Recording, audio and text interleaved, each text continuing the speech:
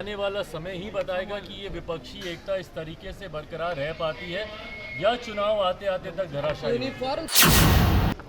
ये law commission की पहली जिम्मेदारी बनती है कि भाई इसका ड्राफ्ट तो दें। चर्चा का विषय थोड़ी है कि मैं किसके साथ जा रहा हूँ नहीं जा रहा हूँ, मैंने बार बार इस बात को कहा।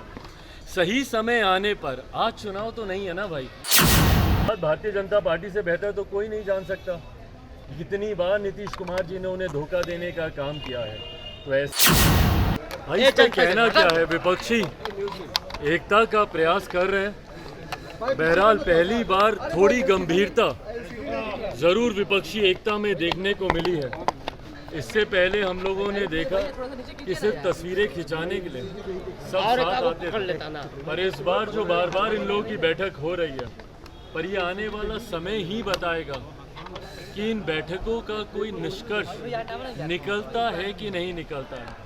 देखिए, स्वाभाविक है एक साथ एक मंच पर आकर चर्चा करना आसान है, पर साथ मिलकर और ख़ास तौर पर कई ऐसे राज्यों में साथ मिलकर चुनाव लड़ना जहां पर एक दूसरे के खिलाफ ही, जिनकी राजनीति हमेशा से रही है, राज्यों का नाम लेने की ज़रूरत नहीं है, पर कई ऐसे उदाहरण हैं जहां पर जो दल साथ में बैठे हैं उनके खिलाफ ही उन लोगों ने अपनी राजनीति करने का काम किया है।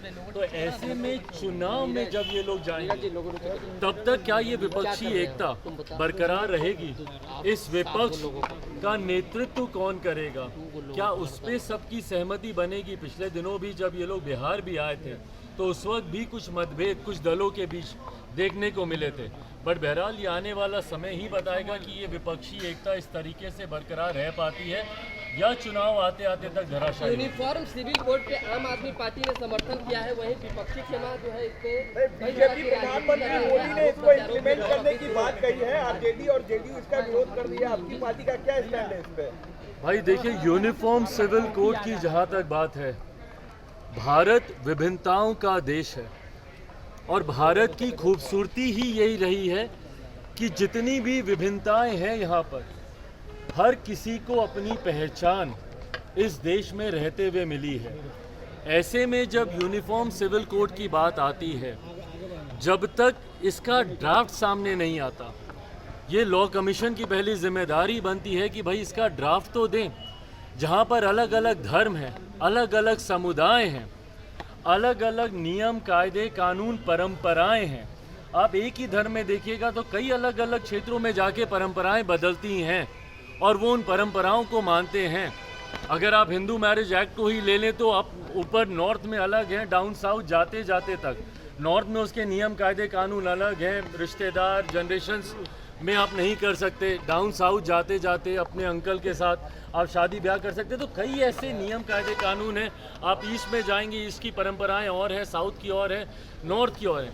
तो ऐसे में जब यूनिफॉर्म सिविल कोड की बात आती है तो वो क्या ड्राफ्ट है, जब तक लॉ कमीशन उस ड्राफ्ट को आपके सामने नहीं रखता, मुझे नहीं लगता कि इस पर किसी का भी कोई भी टिप्पणी करना उचित है। एक बार वो ड्राफ्ट आएगा, उस ड्राफ्ट को मैं, मेरी पार्टी पूरी गंभीरता से हम लोग उसका अध्ययन करेंगे और उसके बाद ही उस पर अपनी टिप्पणी देना उचित है। जिस तरह से एनडीए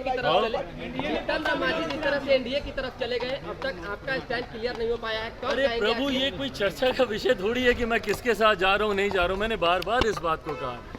सही समय आने पर, आज चुनाव तो नहीं है ना भाई, ना ही कल चुनाव आ रहे हैं, ना ही कोई चुनाव की अधिसूचना अभी आई है।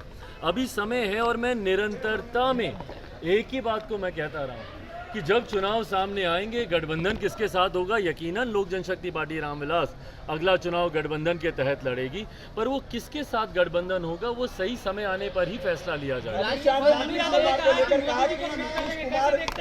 शाह ने कहा कि नीतीश कुमार पलटू है, उन पर भरोसा नहीं किया जा सकता है, हर बार पाला बदलते हैं, ऐसे के साथ कैसे सरकार हम चला सकते हैं? भाई ये बात भारतीय जनता पार्टी से बेहतर तो कोई नहीं जान सकता कितनी बार नीतीश कुमार जी ने उन्हें धोखा देने का काम किया है। तो ऐसे में जब आदरणीय केंद्रीय गृह मंत्री अमित शाह जी ने इन बातों को रखा है तो वो सही बोल रहे हैं इस बात को लेकर। नीतीश कुमार जी ने ना सिर्फ भारतीय जनता पार्टी को बल्कि हर उस गठबंधन को और अपने ही हर उस नेता को धोखा देने का काम किया जिनका साथ लेकर इन्होंने आगे बढ़ने का प्रयास किया। भाई दूसरे दल तो दूर की बात है, जिन्होंने अपने नेताओं को नहीं छोड़ा हो। कोई भूल सकता है इन्होंने जौहर साहब के साथ क्या किया, या दिग्विजय बाबू के साथ क्या किया, या शरद यादव जी के साथ क्या किया, या इनकी अपनी पार्टी के नेता आरसीपी जी जो आज इनसे अलग हुए हैं, उनको किस तरीके से इन्होंने प्रताड़ित करने का काम किया। समय समय पर अपने स्वार्थ के लिए गठबंधन को बदलने के लिए जिस नेता ने घटक दलों को धोखा देने का काम किया, तो ऐसे में उनको आईना ही दिखा रहे हैं मौजूदा गृह मंत्री जी। एक सवाल है चिराग जी, कहा जा रहा है एनडीए की तरफ से ये चीजें चर्चा चल रही है कि चिराग पासवान चाह रहे हैं कि हाजीपुर सहित 6 लोकसभा सीट मिले, उसके बाद ही कुछ डिसीजन लेंगे, ऐसा कुछ है क्या? भाई हाजीपुर सीट पर तो कोई चर्चा की गुंजाइश ही नहीं है ना। हाजीपुर मैं पहले भी कह चुका हूँ, मेरे नेता के अधूरे कार्यों को, किसी भी पुत्र का धर्म होता है कि वो अपने पिता के अधूरे कार्यों को पूरा करे। ऐसे में जब आज मेरे पिता इस दुनिया में नहीं है, तो हाजीपुर की एक बड़ी जिम्मेदारी है जो कि पुत्र होने के नाते मुझे निभानी है।